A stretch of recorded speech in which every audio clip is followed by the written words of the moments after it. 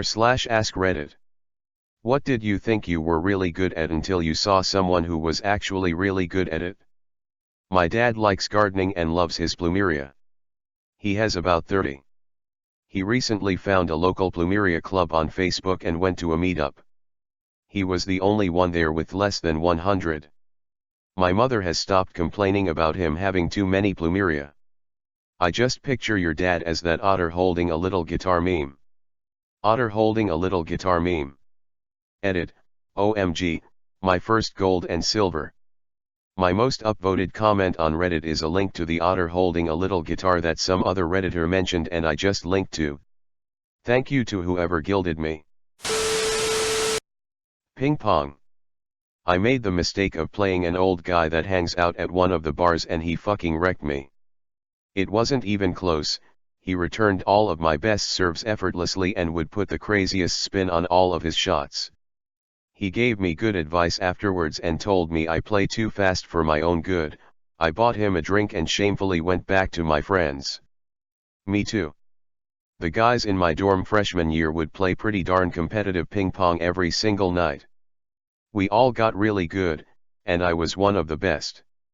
I guess word got out that our dorm was a good place to play ping pong, so we started getting people come from all over campus. One night, this one guy came that absolutely dominated all of us. Balls flying like bananas, balls spinning sideways off the table. It was just ridiculous.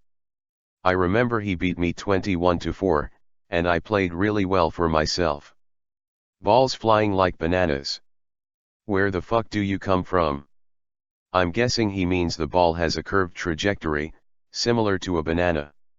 Okay class, tell me the trajectory of a flying ball. Jimmy, in the back. Banana. I thought I was pretty good at Tetris.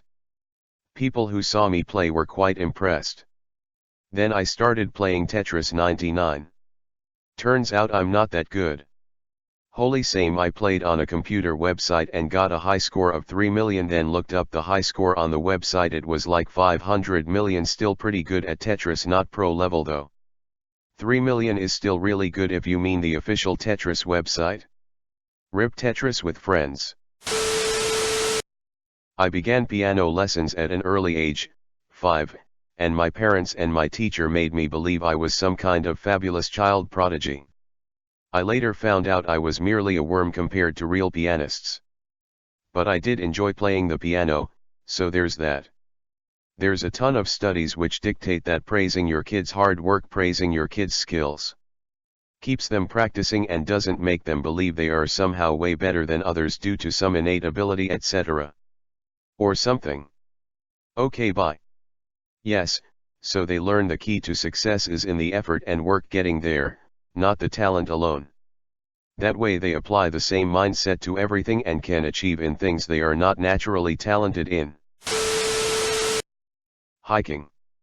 I honestly thought I'd be one tough motherfucker, canceling my apartment and going into the big wide world of Scandinavia, Faroe, and Iceland with only my backpack and sleeping outside. Then I met a guy who just came back from a 700 kilometers glacier hike at 40°C in Greenland, who came to Faroes just to recover. Sadly, that guy became my partner, and he had shown me in so many occasions of what my body is literally not able to endure, that I had to readjust my whole self-image. I eat more chocolate now. Edit, this is us. He had shown me in so many occasions of what my body is literally not able to endure. Giggity. His partner doesn't mess around. I am a better whistler than maybe 98% of the population, but compared to a world-class whistler I sound like a corpse fart. Edit, holy crud. I need to come back to this when I'm not drunk. Corpse Fart is my new band name, I got dibs. First album title, Taste the Smell. Edit, thank you. First gold, and of course it's about smelly farts. Table tennis. We had a table at work, and so I started playing any time I could, with whoever I could. I'd played a little when I was a kid, so picked it back up quickly and started getting half decent. Eventually, I started playing with one coworker fairly regularly. He was good, no doubt. At first he was clearly just volleying with me, not actually putting it away when he'd get the chance. This made it more fun for me to be sure, and offered me great practice. Anyway, after about a year, I'd gotten to the point where I could cream everybody I'd play with ease, except him. And our games had elevated drastically, to the point of all out smashing the ball back and forth standing 10 feet away from the table. And I actually started winning some games every now and then. I was ecstatic. Well, one day, after losing a pretty heated game to me, and me being just a little bit pompous about it, my table tennis buddy / co-worker pulls a total Inigo Montoya on me, flips the paddle from his left hand, which he 100% consistently used when playing against me, into his right and says to me, "You know I'm right-handed, right?" I did not. Nor did I ever win another game against him. The part that I love about this is that he started out playing against you with his left hand, one day waiting for that "I'm not left-handed" payoff. And he must have felt so good delivering that line. He waited a year. That is the real trick. Yeah, he is great at ping pong, but waiting that long is a feat. That's how my dad taught me he's a lefty and would play with his right. Turns out, I played so much with him and no one else pretty much growing up that I really struggle with anyone halfway decent. But man, when my dad and I play, we battle. Skiing. Thought I was the quickest of the quick, craving perfect parallel lines, living my life on the edge. Nope, ski team whizzed by me when I thought I was going fast. Turns out, I'm just a buffoon on two planks snowplowing around ungracefully. In 2015 for spring break took my daughter to Sugarloaf in Maine. US National Ski Championships were held that week. We were on the slopes with members of US National Ski Team. A typical recreational skier may go 20 miles per hour on a steep slope. Racers warming up for events would pass you going 60 miles per hour on those slopes. Amazing to watch and humbling too. I live in a ski town, and the difference between someone who is a good skier because they go every year for a 2-week family vacation and someone who is a good skier because they live here, work on the mountain, and ski 100+ days a year is night and day. I am one of those racers. Thought I was pretty good.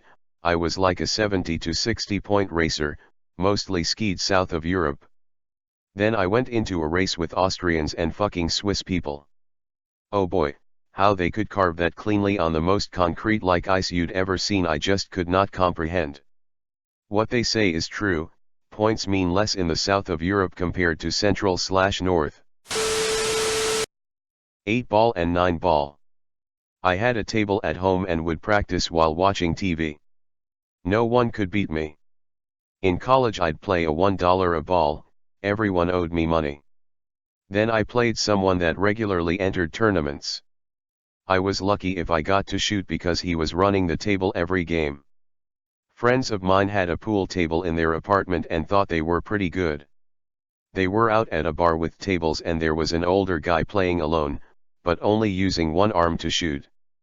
They asked him why and he said, "It's too easy with both arms," and they watched him run the table, twice, without missing a shot. The guy who was basically my billiards coach, neither of us are pro but you wouldn't want to bar bet us as a team, regularly plays me one-handed. Honestly, it's more fun for us both, and he usually wins. Guy's a virtuoso with a Q.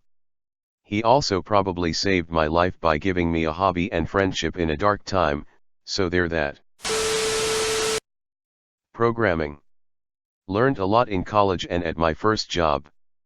I switched based on my skills, came to new company, met my senior who is incredibly talented and realized I have a long way to go.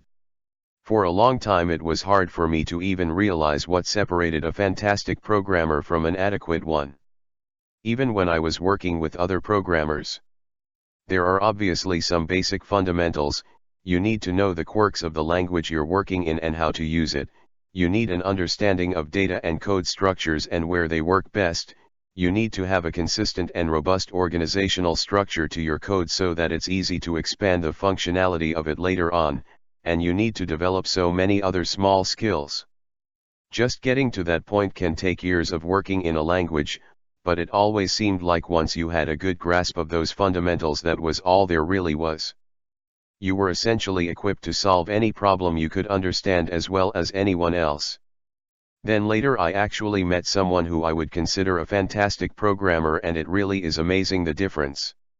It's not that they use extremely complex structures in their code, or that they write code which is somehow lean and simplified down to its fundamentals.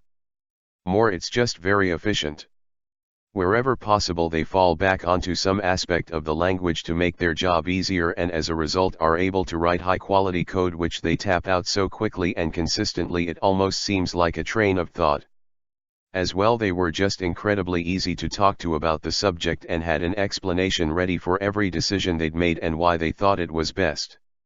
It's really incredible just how skilled some people are. A lot of it comes down to the non-technical aspects you pick up from years of experience. I'm not a 10x dev or anything, but it's always funny when someone comes to me and explains this whole big process they're planning to solve an issue, and I'm like, or you could just store the data in a slightly different format and avoid 90% of the hoops you're jumping through. Guitar Hero. I never met anyone who could beat me. Then I saw a dude on YouTube 100% bark at the moon with his back to the screen, and I'm done. I had a friend who was an overall shitty dude. Obnoxious, rude, selfish, and a big baby. Turns out he's incredible at video games and also a good musician. He's made music that regularly got tens of thousands of views with no advertising and no connections. He won first a major US citywide Guitar Hero competition and has been Grandmaster on Overwatch. But again, dude was really self-centered and not in the I'm better than you way. But just like eats all the appetizers at a party or crashed parties or asked for stuff constantly when he was busy. Borrowed things without asking, not stealing because he would bring them back, and specifically I remember sleeping over at his house as a kid and he wouldn't let me play any games with him, and when it was bedtime, he had me sleep on the floor and literally gave me his pants to cover up with as a blanket. Just really stupid, childish. Haven't spoken to him in years. But he would shred you in any game. Edit, before anyone mentions autism again, please see the 50+ comments of people who said that before you got here. I don't know if he had autism. Doesn't sound like it to me. I understand what a spectrum is, and I'm not 100% sure as I didn't study autism as my life's work. I'm no expert, but your friend may have been autistic. One can imagine that he might have been on the spectrum, but first-hand experience with him I'd say no. He was competent enough to not act like that. I've met other kids on the spectrum who did not act like he did. I'm no expert, but I don't think he had a disability, he was just obnoxious. I'm very sure he knew he was being annoying and just didn't care. As a 23-year-old birder, it's humbling to be beside a retired 70-plus-year-old who can see birds where none seem to be, and identify them. The human ability for subconscious pattern recognition is truly amazing. You'll get there, it just takes time. I had no idea spotting birds was a skill. Is there a competition for it? I saw a movie called The Big Year, which is about bird watchers trying to beat each other in how many different birds they've spotted in a year. I've come to the realization that I'm very mediocre at a lot of things. I can do most anything, just not well. Versatility is useful though, and everything seems to level up at similar rates. Stick with lots of stuff and you can be pretty good, not great at everything. Thank you for this. Another thing I'm just mediocre at, and I should really get better at, is selling myself. Math. I'm a theoretical physicist, and I always felt I was pretty good at math in undergrad. Then I met the professor I'm working for right now. One of my life goals is to become at least 3/4 as good at theoretical physics as he is. Then I met Ed Witten. Then I read some papers by Freeman Dyson. Damn. It's so crazy how high the math ceiling goes. You prove an elegant solution, then find a paper that does that plus uses that to prove 80 different things all in notation that is as foreign to me as Russian. Math is fun. Math is fun.